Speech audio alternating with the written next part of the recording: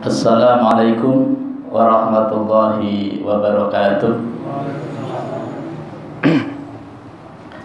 Inna hamdalillah nahmaduhu wa nasta'inuhu wa nastaghfiruh wa na'udzu billahi min shururi anfusina wa min sayyiati a'malina.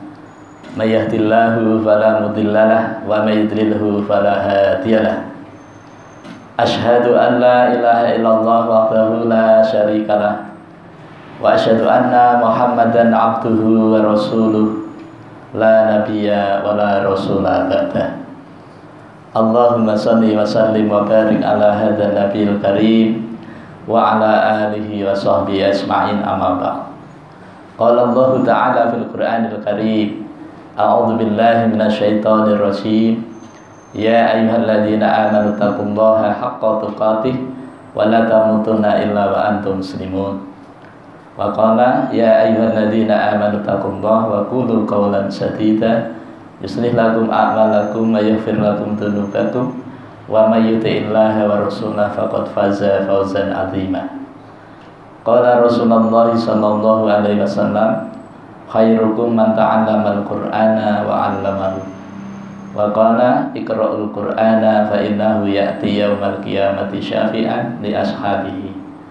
Wa qala man ahya sunnati faqad ahabbani wa man ahabbani kana ma'i fil jannah. Bapak Ibu jamaah sholat maghrib Mushola Miftahul Jannah yang dirahmati Allah Subhanahu wa taala, kembali kita bersyukur pada Allah biqauli alhamdulillah wa syukurillah atas nikmat rahmat dan nikmatnya kepada kita, terutama nikmat iman dan Islam, nikmat kesehatan, nikmat panjang umur, nikmat waktu luang yang Allah berikan kepada kita, sehingga dengan nikmat itu kita dapat melaksanakan sebagian dari perintahnya, yakni melaksanakan sholat fardhu maghrib secara berjamaah di musola yang kita cintai ini. Salawat dan salam semoga senantiasa tercurah, terlimpah kepada junjungan kita Nabi besar Muhammad sallallahu alaihi wasallam, kepada keluarganya, para sahabatnya, para pengikutnya yang setia, baik yang dulu, sekarang maupun yang akan datang. Mudah-mudahan kita semua yang hadir di majelis yang mulia ini dicatat oleh Allah Subhanahu wa taala sebagai hamba-hamba Allah yang taat, yang takwa, calon-calon penerima syafaat yang agung dari baginda Nabi sallallahu alaihi wasallam atas izin Allah Subhanahu wa taala kelak pada hari kiamat, amin ya rabbal alamin. Bapak Ibu jamaah yang dirahmati Allah Subhanahu wa taala, alhamdulillah kita kembali bertemu dalam suasana kebaikan, sehat badan, afiah batin. Ini nikmat Allah yang wajib kita syukuri agar Allah senantiasa menambahkan nikmatnya kepada kita. Jangan sampai kita menggunakan nikmat Allah dipakai untuk berbuat maksiat atau menggunakan nikmat Allah yang bisa mendatangkan murkanya. Ketahuilah bahwa sesungguhnya azab Allah amat sangat pedih. Bapak Ibu jamaah sholat maghrib yang dirahmati Allah Subhanahu wa taala, kita akan melanjutkan kajian kita pada pertemuan malam ini, yaitu kajian Al-Quran. Kita ambil tema yaitu usaha untuk mencintai Al-Quran. Jadi ada upaya agar kita termasuk orang-orang yang cinta dengan Al-Quran. Dalam sebuah riwayat dijelaskan bahwa ada orang yang masuk surga karena ibadah-ibadah tertentu. Orang yang ahli puasa, Allah masukkan melalui pintu puasa. Orang yang ahli sedekah, Allah beri kesempatan untuk memasuki pintu sedekah. Orang yang ahli sholat malam pun juga sama. Jadi diberi kesempatan sesuai dengan amalan waktu di dunia. Tapi ada satu amalan yang ketika itu dilakukan, maka Allah mempersilahkan untuk memasuki pintu surga lewat manapun dan disambut oleh banyak malaikat. Amalan itu adalah mencintai Al-Quran. Bapak Ibu yang dirahmati Allah, bagaimana supaya kita itu bisa termasuk orang-orang yang cinta dengan Al-Quran? Nah, gitu. Yang pertama, agar kita bisa mencintai Al-Quran, tentu kita harus mengetahui keistimewaan Al-Quran. salah satu dari sekian banyak keistimewaan Al-Quran ditinjau dari sejarah. Kitab-kitab yang banyak sudah Allah turunkan ke muka bumi ini, salah satunya adalah Al-Quran. Dan satu-satunya kitab yang Allah turunkan secara berangsur-angsur sesuai dengan kebutuhan adalah Al-Quran. Selainnya seperti Zabur, Taurat, Injil itu diturunkan sekaligus. Jadi tidak pakai seperti Al-Quran. Nah, karena Al-Quran ini istimewa ya, ditinjau dari sejarahnya, maka siapa yang menurunkan? Jelas Allah. Melalui siapa? Malaikat Jibril. Siapa yang menerimanya? Yaitu Rasulullah Muhammad SAW. Di mana tempatnya pertama kali wahyu diturunkan? Di Gua Hira. Guanya masih ada sampai sekarang. Bagi bapak ibu yang sering naik haji atau umroh, yang sempat melihat Gua Hira, itu insya Allah guanya sampai sekarang masih ada.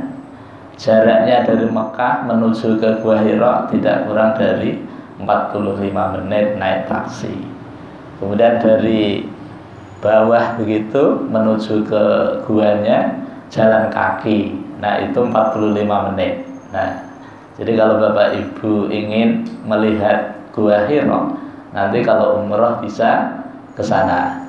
Bahwa di tempat itulah Rasulullah bertahanus, di tempat itulah Rasulullah menerima wahyu yang pertama kali. Jadi kalau kita lihat sejarah, bahwa wahyu yang diturunkan kepada Rasulullah itu benar-benar ada, benar-benar nyata. Beda kalau kita melihat kitab-kitab yang lain, ya, dari sisi bahasanya saja sudah berbeda gitu. Makanya Al-Quran ini istimewa. Kenapa Al-Quran itu istimewa? Karena punya kelebihan dibandingkan dengan kitab-kitab yang lain. Nah, kemudian yang kedua itu dari segi sejarahnya. Kemudian yang kedua, keistimewaan Al-Quran itu bisa dihafal jutaan umat Islam di dunia. Dari sekian banyak umat Islam yang ada di muka bumi ini, maka hanya kitab suci Al-Quran lah yang bisa dihafal jutaan umat Islam. Tidak hanya orang dewasa, remaja, bahkan anak-anak saja yang umur 7 tahun, ada yang hafal 15 juz, ada yang hafal 30 juz, bahkan tidak hanya hafal ayatnya, bisa menunjukkan di mana posisinya, gitu ya. Ini kan luar biasa. Dan itu hanya Al-Quran yang bisa. Sejauh ini ulun belum pernah mendengar musabaqah tahfiz kitab selain Al-Quran. Misalnya Injil begitu ya, Taurat itu misalnya dilombakan, itu belum pernah ada. Tapi kalau Al-Quran itu hampir setiap tahun dilombakan, dan rata-rata setiap negara mengirimkan 30 juz itu hafal ya. Ada yang hafal di luar kepala, ada yang hafal di hatinya begitu. Bapak Ibu yang dirahmati Allah, jadi dari sejarahnya kemudian mudahnya untuk dihafal itu hanya Al-Quran. Kemudian yang ketiga, kalau kita lihat kelebihan daripada Al-Quran ketika diterjemahkan. Kalau kita Al-Quran ini kita lihat tidak kurang dari 100 bahasa diterjemahkan. Ada yang bahasa Jerman, bahasa Inggris, bahasa Indonesia, bahasa Jawa, bahasa Banjar sekarang sudah ada tafsirnya ya. Bahasa Madura, kemudian bahasa-bahasa yang lain ya, bahasa Cina, bahasa Jepang. Tapi ketika Al-Quran itu diterjemahkan, maka teks aslinya Al-Quran itu tetap ada di situ ya. Misalnya kita baca terjemahan surah Al-Baqarah ayat 2, teks aslinya zalikal kitabu la raiba fi hudal lil muttaqin, aslinya ada ditulis di situ. Kemudian ketika diterjemahkan ke dalam bahasa Indonesia, bawahnya ada artinya bahwa Al-Quran ini, Alkitab ini tidak ada keraguan di dalamnya, yang berfungsi sebagai petunjuk bagi orang-orang yang bertakwa. Itu terjemahnya.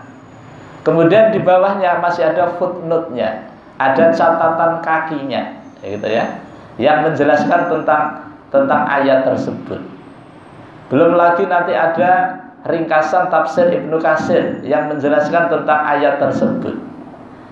Ini kalau kita bandingkan dengan kitab-kitab yang lain, insya Allah amat sangat berbeda. Kalau kita melihat Injil sekarang, itu teks aslinya itu seperti apa, bahasanya bahasa apa, itu kita tidak tahu. Kalau di Indonesia, ya Indonesia begitu saja. Bahkan berubah-ubah. Antara Injil tahun 90 dengan tahun 80, tahun 50-an itu berbeda. Apalagi tahun 2000 sekarang ini. Sangat berbeda. Tapi kalau kita lihat Quran, sejak Al-Quran diturunkan sampai sekarang, bahkan sampai kiamat nanti, tidak ada perubahan satu huruf pun. Bapak Ibu yang dirahmati Allah Subhanahu wa taala, inilah keistimewaan Al-Quran, ya.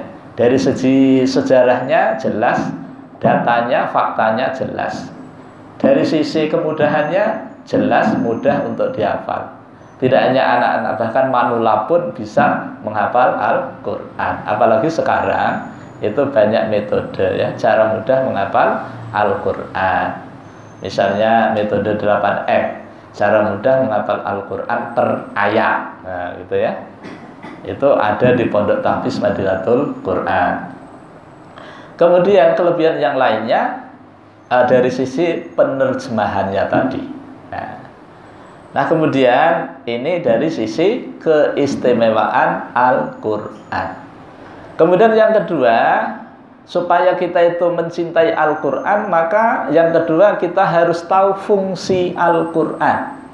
Jadi Al-Quran ini selain keistimewaan, nilai lebihnya itu ada fungsinya. Allah Subhanahu wa taala menjelaskan fungsi Al-Quran ini pada surah ke-10, yaitu surah Yunus ayat yang ke-57. Allah Subhanahu wa taala berfirman, a'udzubillahi minasyaitonirrajim, ya ayyuhan nasu qad ja'atkum mau'izatum mir rabbikum wa syifaa'un lima fis sudur wa hudaw wa rahmatul lil mu'minin. Ya ayyuhan nasu, wahai manusia. Ini Allah menyeru kepada seluruh manusia sejak Nabi Adam sampai makhluk terakhir. Seruannya ini saja manusia. Allah menyeru kemudian memulainya dengan harfu taukid, qad, yaitu sungguh. Ja'at, telah datang. Mau'idhatun, pelajaran, nasihat, mir rabbikum, dari Tuhan kalian. Jadi Allah menyeru kepada kita bangsa manusia ini, ya, bahwa pernyataan Allah telah datang kepada manusia, yaitu nasihat yang baik dari Tuhan atau pelajaran yang baik. Biasanya kalau ada acara mau'idhatil hasanah, itu ada kan acara gitu, itu berarti ada pencerahan. Nah, jadi Allah jelaskan bahwa Allah telah mendatangkan pelajaran yang luar biasa bagi manusia, yaitu Al-Quran. Kemudian yang kedua, wasyifa ulima fisudur. Fungsi Al-Quran yang kedua adalah sebagai syifa, sebagai obat, sebagai penawar, penyembuh bagi penyakit hati. Jadi kalau kita terserang penyakit hati, maka segeralah kita membaca Al-Quran. Jadi kalau kita itu punya masalah kita ini apa, kemudian solusinya bagaimana, maka kita segera buka Quran, buka begitu saja, nanti di situ akan ada surah, ada ayat. Pilih saja satu surah, kemudian satu ayat. Allah akan memberikan nasihat kepada kita. Allah akan memberikan solusi dari masalah yang kita hadapi. Bapak Ibu yang dirahmati Allah Subhanahu wa taala, kemudian yang ketiga, fungsi Al-Quran adalah wahudan, sebagai petunjuk. Jadi Al-Quran ini sebagai petunjuk. Petunjuk bagi manusia, ya. Ayat yang lain memang Allah turunkan Al-Quran pada bulan Ramadan, ini fungsinya juga sebagai petunjuk, juga penjelas. Nah, namanya petunjuk berarti bagi kita manusia yang ingin sampai kepada tujuan yang kita inginkan, maka harus melalui petunjuk tersebut. Nah, petunjuknya adalah Al-Quran. Maka Al-Quran salah satu fungsinya adalah sebagai huda. Tetapi tidak semua orang bisa memahami Al-Quran sehingga menjadikan Al-Quran sebagai petunjuk. Ada yang menjadikan Al-Quran sebagai jimat, ada. Ada yang menjadikan Al-Quran sebagai jampi-jampi, ada. Bahkan ada orang yang menjadikan Al-Quran sebagai praktek perdukunan, ada. Kalau di Jawa itu banyak sekali, ya, tempat-tempat perdukunan yang menggunakan media Al-Quran. Bahkan juga ada Al-Quran dijadikan sebagai media untuk mengobati penyakit, kemudian dialihkan ke binatang. Nah, itu ada di Jawa, ya. Kemudian juga Al-Quran pokoknya Al-Quran itu fleksibel, tergantung bagaimana siapa yang mau menggunakannya. Tapi Allah sudah memberitahu kepada kita bahwa fungsi Al-Quran sebagai petunjuk agar kita manusia bisa kembali kepada Allah dengan keadaan sejahtera, dalam keadaan selamat, dalam keadaan sesuai dengan petunjuk Allah Subhanahu wa ta'ala. Kemudian yang keempat, fungsi Al-Quran itu adalah warahmatul lil mu'minin, sebagai sarana untuk mendapatkan rahmatnya Allah, kasih sayangnya Allah. Ini khusus bagi orang-orang yang beriman. Nah, jadi kalau Al-Quran secara umum petunjuk bagi manusia, nasihat bagi manusia, ya. Tapi kalau rahmat ini, ya, melalui Al-Quran, maka kita akan mendapatkan kasih sayang Allah. Jadi kalau kita ingin mendapatkan kasih sayang Allah, cukup membaca Al-Quran. Lalu bagaimana kalau kita belum bisa membaca Al-Quran? Yang bisa kita lakukan adalah belajar. Jadi belajar membaca Al-Quran ini penting supaya kita mendapatkan rahmatnya Allah Subhanahu wa ta'ala. Nah, kemudian di dalam surah Al-A'raf itu ayat 204 Allah berfirman yang terkait dengan masalah membaca Al-Quran ini, yang artinya apabila Al-Quran dibaca, maka hendaknya kalian memperhatikan, diam, ya, memperhatikan, mendengarkan bacaan tersebut, ya, agar kalian mendapat rahmat. Wa idza quri'al Qur'an wastami'u wa ansitu lahu la'allakum turhamun. Apabila Al-Quran dibaca, maka hendaklah diam, memperhatikan, ya, bacaan tersebut agar kalian mendapat kasih sayang Allah Subhanahu wa ta'ala. Bapak Ibu jamaah sholat maghrib yang dirahmati Allah Subhanahu wa ta'ala, kemudian ada ayat yang lain yang menjelaskan tentang fungsi Al-Quran ini. Kalau di dalam surah Yunus ini ada 4, ya, fungsinya. Kemudian pada surah 39 itu surah surah 39, ya, pokoknya 39 ya, ayat 51, 52 sampai 55.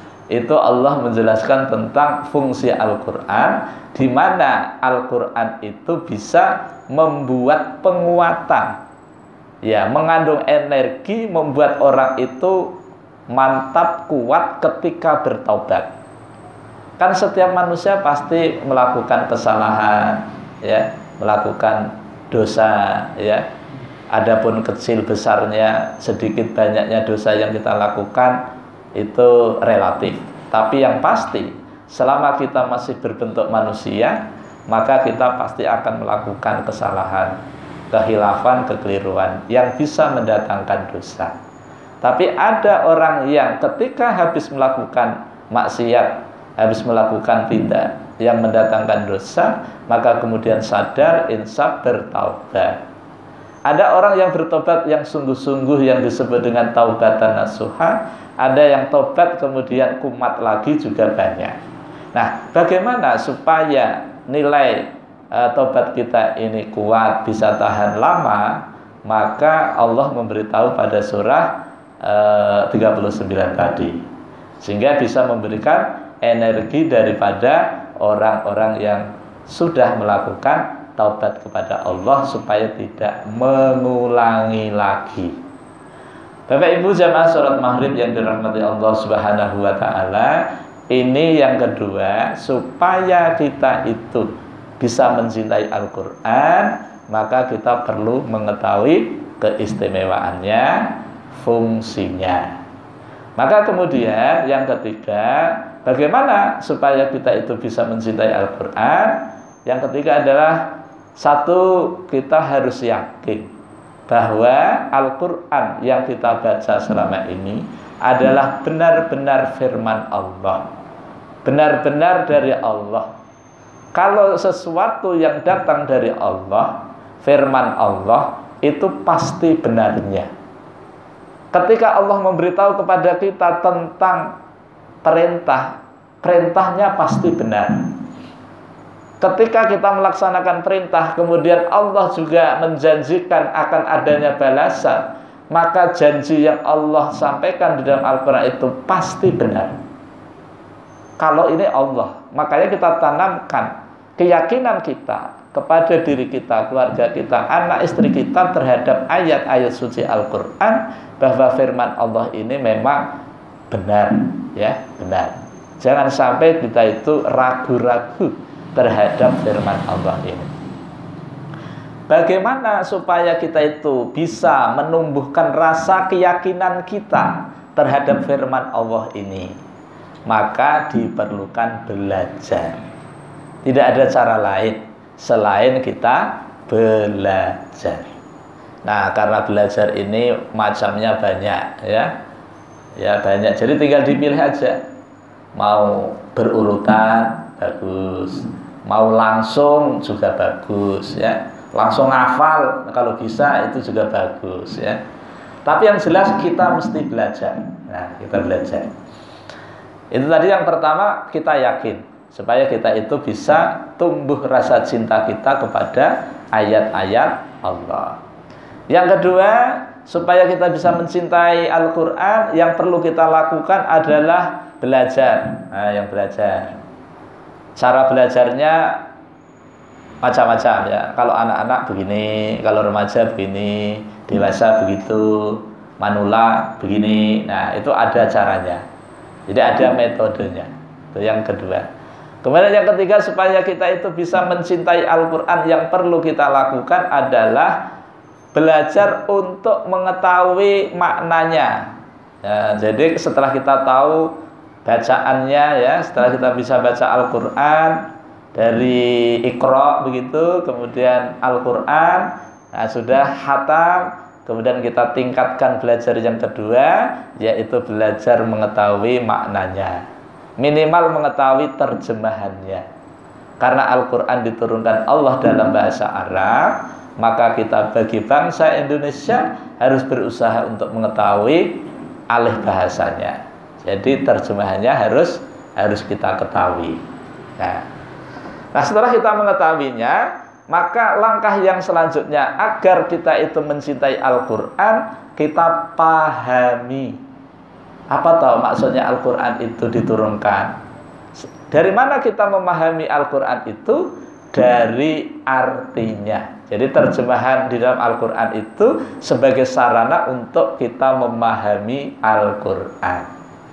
Bapak Ibu jamaah salat maghrib yang dirahmati Allah SWT, adapun cara kita memahami Al-Quran itu banyak cara.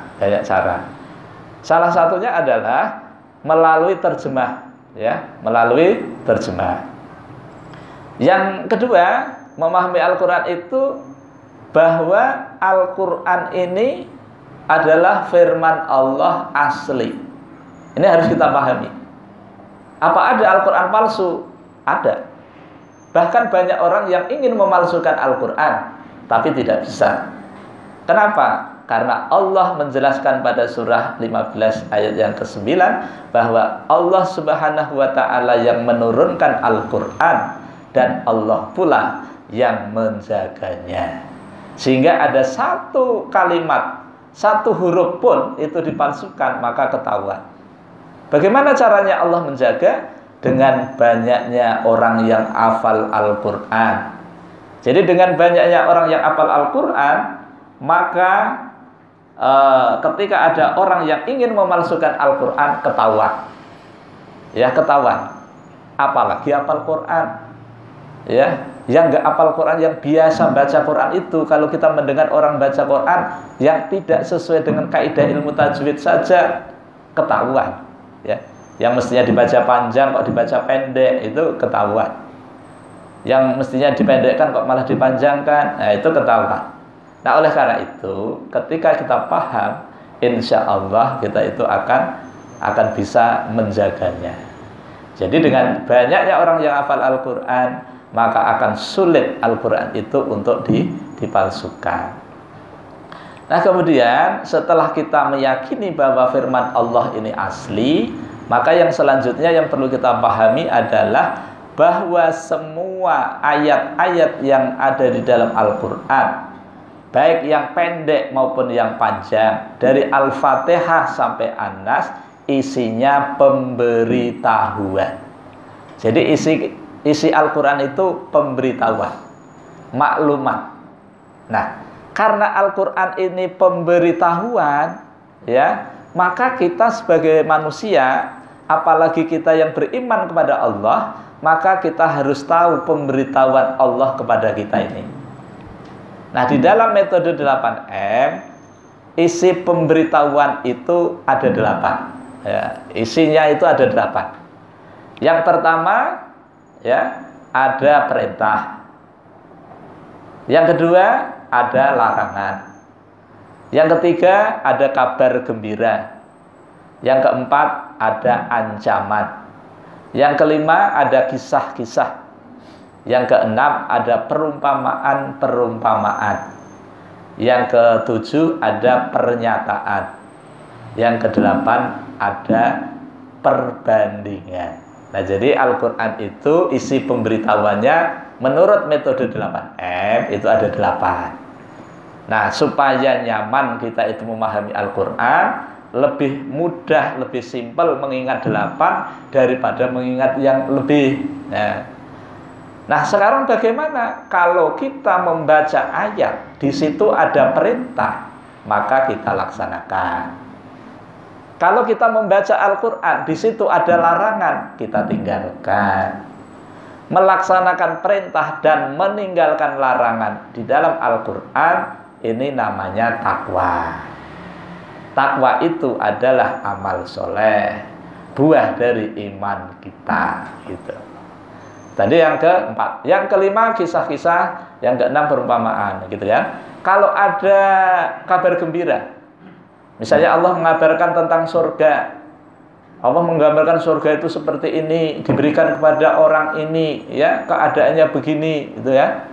Misalnya di dalam surah Al-Baqarah ayat 25, Allah memberi kabar gembira, perintah kepada Nabi Muhammad, wa basyiril ladzina amanu, dan berikanlah kabar gembira kepada orang-orang yang beriman, wa amilu sholihati, yang beramal soleh. Ini yang beriman dan beramal soleh. Jadi kegiatannya dua aja, iman, amal soleh. Apa kabarnya? Anna lahum jannatin tajri min tahtihal anhar. Bagi mereka yang beriman dan beramal soleh tadi, disediakan Allah sebagai balasan surga yang di bawahnya mengalir sungai-sungai, ya. Kullama ruziku minha, maka ketika ahli surga tadi didatangkan kepada mereka rizki, ulama ruziku minha min samarati rizqo, dari jenis buah-buahan sebagai rizkinya, gitu ya. Maka ahli surga mengatakan, qalu kullama ruziku minha min samarati rizqo qalu hadzal ladzi ruziqna min qablu wa utubihi mutasyabiha. Maka ahli surga mengatakan, loh, ini kok buah-buahan seperti yang dulu saya makan waktu di dunia, gitu ya. Waktu di Adil Bakti itu ada pisang, ada durian, ada rambutan. Pokoknya semua buah-buahan di surga itu dulu waktu di dunia ingat. Tapi di sana itu beda, Pak. Bapak Ibu, beda. Buah durian di surga dengan di Banjar itu beda. Ya, jelas. Bapak Ibu pasti tahu kan? Kalau durian di surga itu, Pak, durinya itu tidak menyakiti, ya. Tapi kalau di kita ini menyakiti, Pak. Kemudian kalau di surga itu nggak beli, kalau di Banjar beli kan, itu sudah beda ya. Kemudian rasanya kalau di surga itu manisnya luar biasa, kalau kita ya ada yang manis, ada yang asam dan lain sebagainya gitu ya. Kalau di surga itu buahnya di bawah, akarnya di atas. Kalau kita ini akarnya di bawah, buahnya di atas. Kalau nggak hati-hati memanennya bisa keruntuhan durian kan, malah jadi kecelakaan gitu ya. Nah, banyak kan perbedaannya. Tapi ketika didatangkan buah-buahan kepada ahli surga, mereka mengatakan, "Oh, ini yang pernah saya nikmati dulu, mengkoblu itu dulu waktu di dunia macam itu." Wa utubihi mutasyabiha, maka kemudian didatangkan lagi yang semisal, yang sama. Secara kualitasnya lebih, kuantitasnya lebih. Nah, gitu.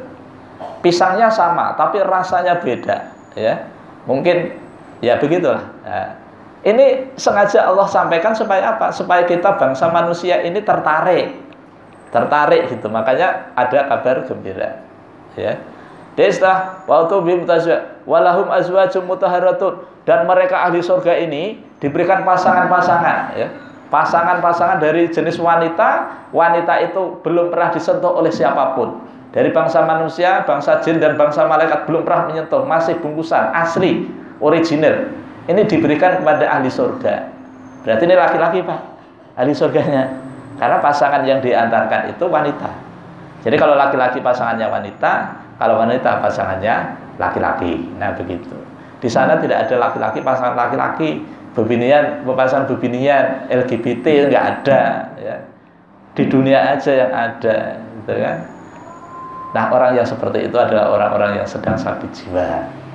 Bapak Ibu yang dirahmati Allah Subhanahu wa taala, itu kabar gembira. Berapa lama di surga itu? Ya. Wahum fiha khalidun. Mereka itu di dalam surga selama-lamanya. Nah, ini kan contoh ayat tentang kabar gembira supaya kita termotivasi.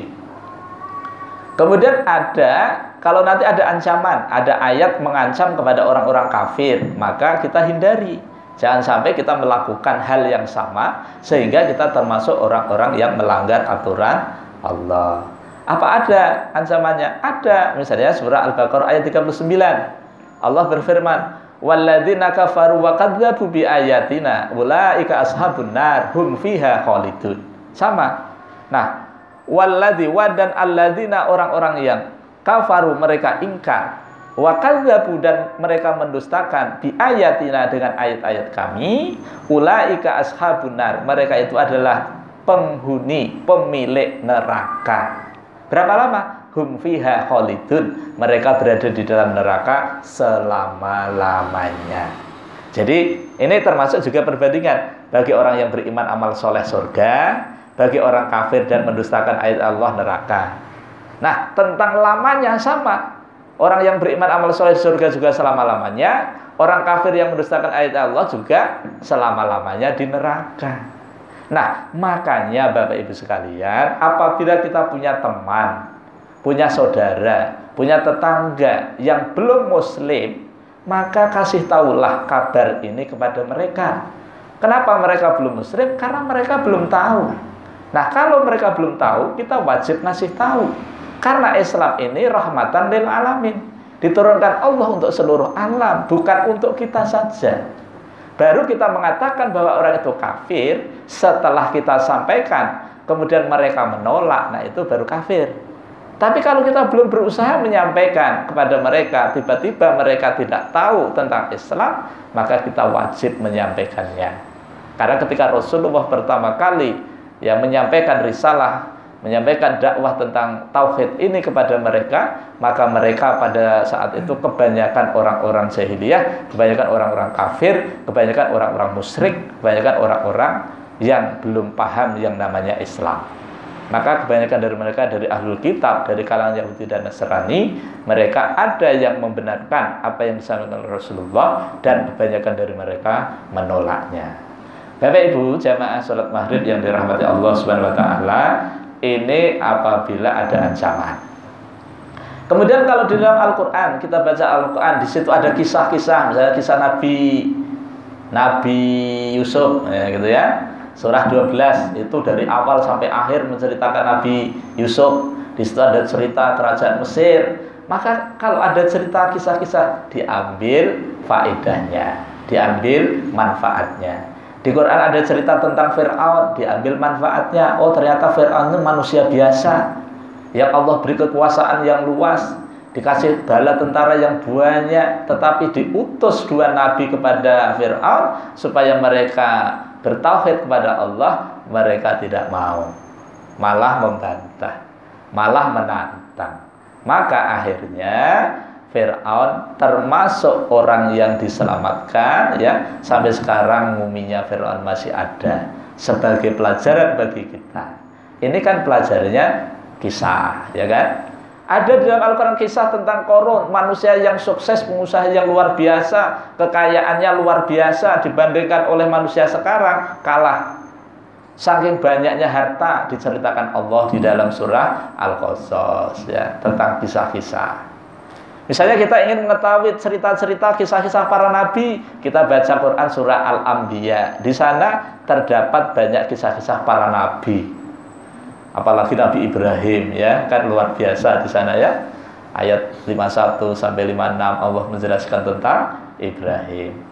Nah, kalau kita bicara, kemudian perumpamaan, kalau kita baca perumpamaan, Allah bikin perumpamaan kalau kita menafkahkan harta di jalan Allah begini-begini.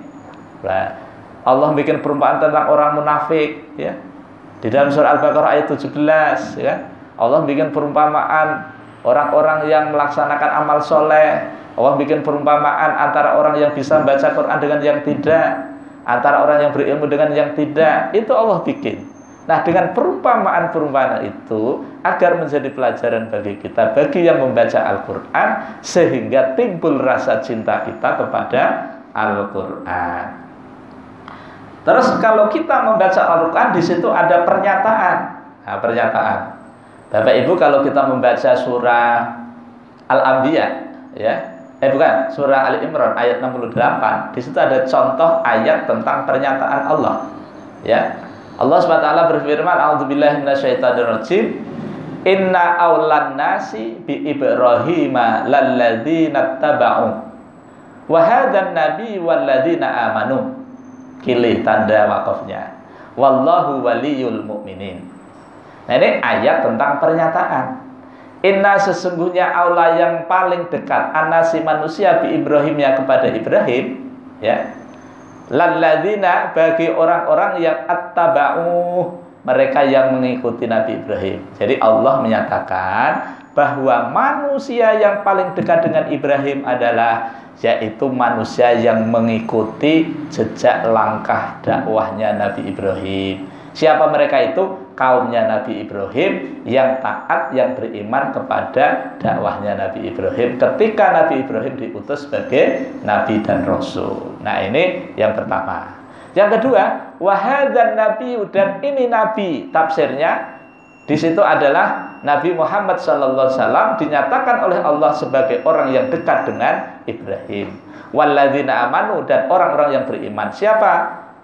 Mereka adalah umatnya Nabi Muhammad, kita semua ini termasuk orang yang dinyatakan Allah sebagai orang yang dekat dengan Ibrahim. Kenapa? Karena Ibrahim dengan Allah. Rasulullah dekat dengan Ibrahim, umatnya dekat dengan Ibrahim. Karena Ibrahim sebagai Abul Anbiya, Rasulullah sebagai Sayyidul Anbiya wal Mursalin, maka kita sebagai umatnya harus bersyukur kepada Allah karena kita termasuk orang-orang yang didekatkan Allah kepada Ibrahim. Karena milahnya luar biasa. Pernyataan yang terakhir, wallahu waliyul mu'minin, dan Allah adalah pelindung bagi orang-orang yang beriman. Berarti selain orang yang beriman tidak mendapatkan perlindungan daripada Allah Subhanahu wa ta'ala. Bapak Ibu yang dirahmati Allah, mungkin ini yang dapat ulun sampaikan dalam kesempatan ini, bagaimana cara agar kita mencintai Al-Quran, dan dengan mencintai Al-Quran kita akan mendapatkan balasan yang luar biasa dari Allah Subhanahu wa ta'ala. Demikian yang dapat ulun sampaikan, kurang lebihnya mohon maaf. Ulun mohon maaf yang sebesar-besarnya. Pasti banyak kelirunya, banyak salahnya dalam mendalami kajian ini. Mari kita tutup pertemuan dengan sama-sama baca hamdalah dan doa kafaratul majlis.